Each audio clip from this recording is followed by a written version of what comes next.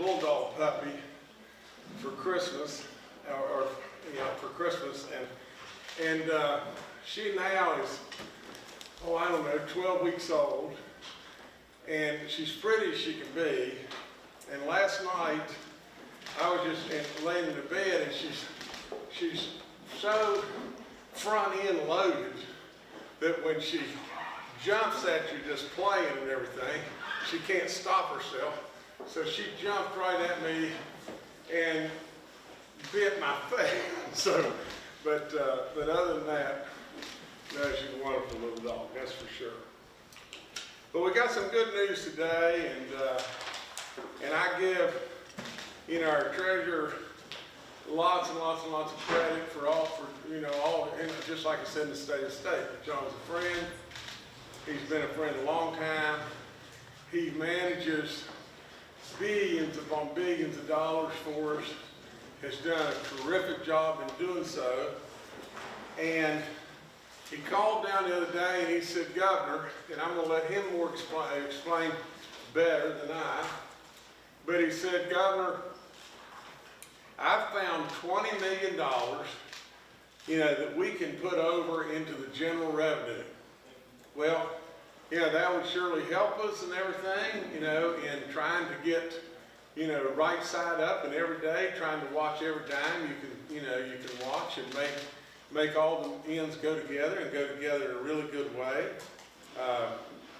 Year to date, we're still trailing a little behind. This would put a big dent in that. We've got some other kind of pleasant surprises to come that are going to hopefully put another big dent in it. But we've got our Secretary of Revenue here, and maybe Dave, maybe you want to come up and you could sit over here on the other side and maybe answer questions if someone else were to come up with another question. But the long and short of it is, our state's trending really well. We felt like, a lot of you, were, and I guess the whole thing from my standpoint is just this, is maybe you've never had a business guy, as your governor, that really managed the store like a business guy would. When we started out the year, in July, 33 upside down, in September right behind it, 16 million upside down, the business guy reacts. The business guy does something, and the business guy starts immediately telling our people to look for any and everything that we need to look at, from the possibility, if we have to do some cuts and everything, then the business guy initiates that. Now, along the way, we still have restraint, and we're still watching, and we're still trying to hold back and everything, because we don't want to cut anything whatsoever if we don't have to. And so all of a sudden the numbers start coming a little bit better, a little bit better, a little bit better. And now, here's a great big hit from our treasurer. So with all that being said, hopefully we're not going to have to cut anything whatsoever. But in looking at the possibility of doing it, that's what the business guy does. The business guy manages the store every single day. That's my job. And so, but on top of that, the last thing I would say is, everybody always remember, you're running off of the largest increase in budget maybe that we've had forever. And you're running on those kind of numbers. So you're running against those kind of numbers. So really and truly, the state's doing terrifically, and Dave and Mark and Mike and the job that they do in anticipating and forecasting our budget. Can you just imagine anticipating and forecasting a budget of $4.7 billion and being within, 33 million of 4.7 billion? And now, if we bring a goodly amount of this back into general revenue, it reduces it to 17 million or some number like that. So nevertheless, I'm gonna introduce a friend and our treasurer. Get up there and talk to us. Get it done.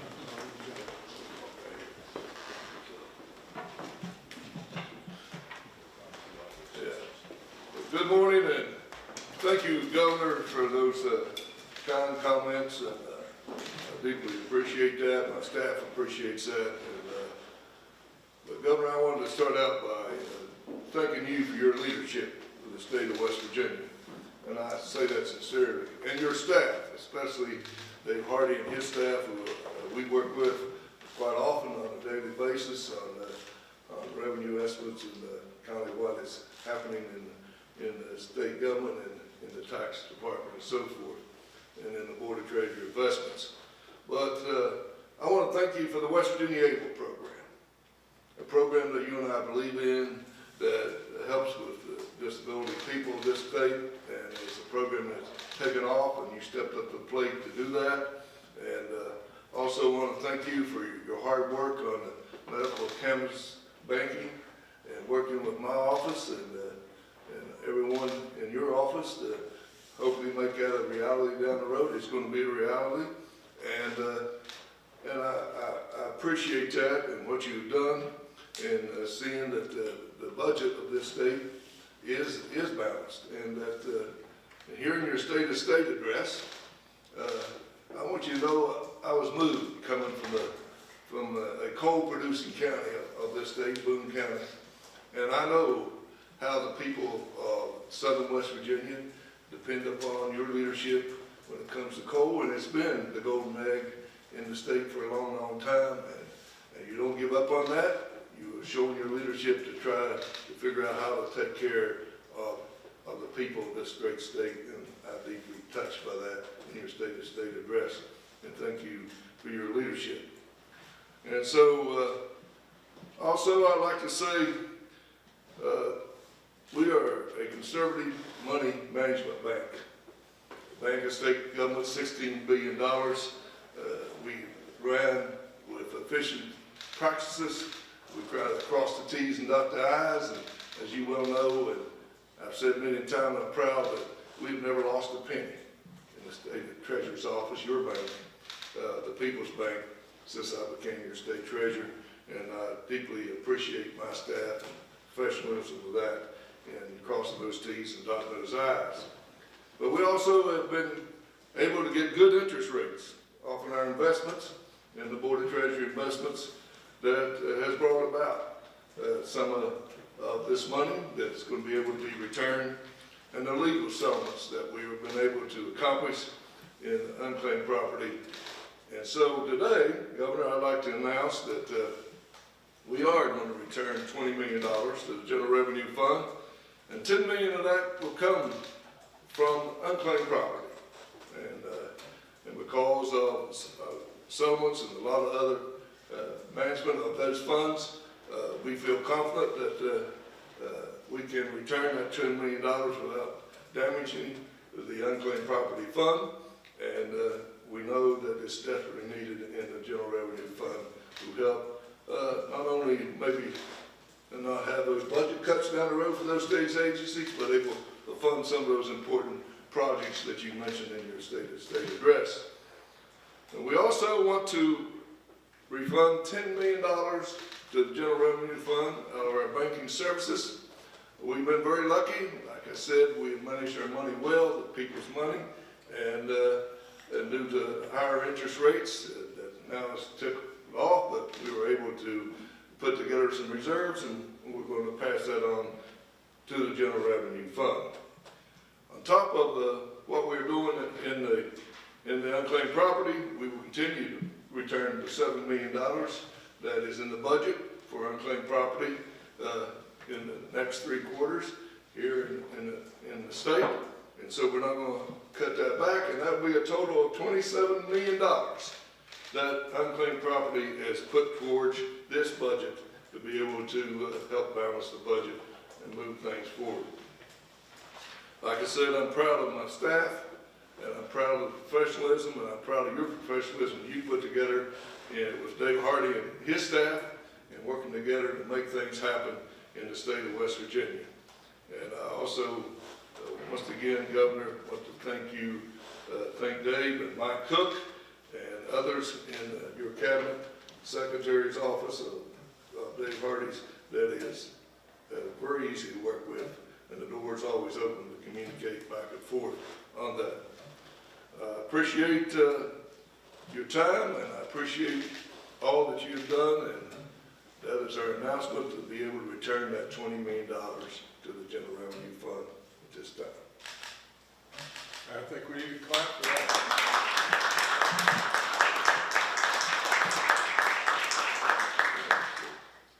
I want to say one other thing. And this is a great example of two people across the aisle from one another really working together. I mean, John's been here a long time, and he's done a heck of a job. And we should all be thankful and very proud of the job he's done. He's a good man. He's doing great work. What I love is the fact that on some days, I guess we've got to be concerned, but on a lot of days, we should be just what we are. We should be first and foremost West Virginians, and not first and foremost Republicans and Democrats and Independents in a food fight.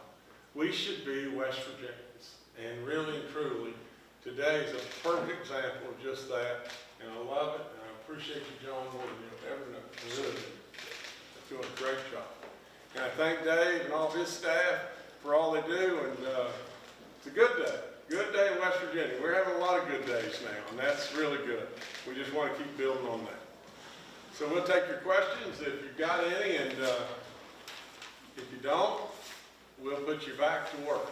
Well, gentlemen, this kind of falls into the category of found money. How did you find it? I mean, where does this $20 million suddenly appear from?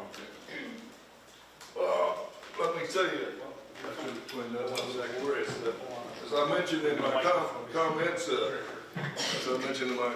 that unclaimed property has done a marvelous job over the last few years in legal settlements, and also in holders, working with holders around the state to increase what comes into unclaimed property and return to the rightful owners their money as well.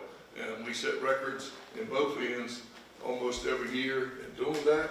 We're very proud of that. This is now about $150 million that we've returned in unclaimed property to the General Revenue Fund over the time I've been treasurer, and we also returned over $215 million to the rightful owners of this state. So we'll continue to work hard for the people of this state to be able to have those assets and manage those assets to the best of our ability. And let me add to that, Mark. Just, This is part of my weight loss plan for 2020, so I'll run the microphones back and forth. I'm sorry. That's all right. But in adding to that, I mean, in my State of the State, I said John manages $13 billion. And it's really $16 billion, is that correct? Yes. So I shortchanged him $3 billion there, and it's, I mean, honestly, that is such an amount of money that none of us could even fathom the size of that money. By managing it correctly, he's already said, by us being able to acquire better investments, better interest rates, all of that causes these things to happen. Good, sound government causes these things to happen. And he deserves a bunch of accolades for that, because it's just making it happen right now. So that's where your 20 million is coming from. He may very well say, that people have done all this and everything, but he's just done a good job. I mean, that's all there is to it. Governor, that $13 billion to $16 billion is that bond money you brought to the state, so that's the difference. Okay, so I get a little credit You back got for it. that. Okay. Anybody else got anything? Will this affect, going forward, the budget you're currently planning to submit to the legislature for the 2021 fiscal year? It will not. It will not. I'm looking at the 6-year forecast, released Wednesday. It looks like we're looking at budget deficits in excess of $150 million for at least the next 3 budget years. How do we address those Dave, maybe you should talk about it. Phil, I think generally when you look at those 6-year plans, they're based on an assumption that nothing changes, nothing whatsoever. And we know that things will change because the state budget has to balance. And if we have to make decisions as we move forward on how to make it balance, 3 years from now, of course, we will. But if you look back at the projections that were done 3 years ago, they were completely, and many of them were underwater. And then we end up having a revenue year like 2019, where we broke a record and had 11% revenue growth. So I think that they're there to help you focus on what would happen if nothing changes in the budget. But we know that the legislature and our revenue numbers are going to always, and the governor are always going to change it to make it come out in the black. And Phil, let me add this, and I don't want to say anything in a negative way, but the reality is this, Phil. We could stand up here and say we've got a money factory that's going in front of the mansion, and we're going to just print money off and hand it to everybody in the world, and you'd print something negative. You'd come up with something that would be just a negative garbage to print. And that's not journalism, it's just garbage.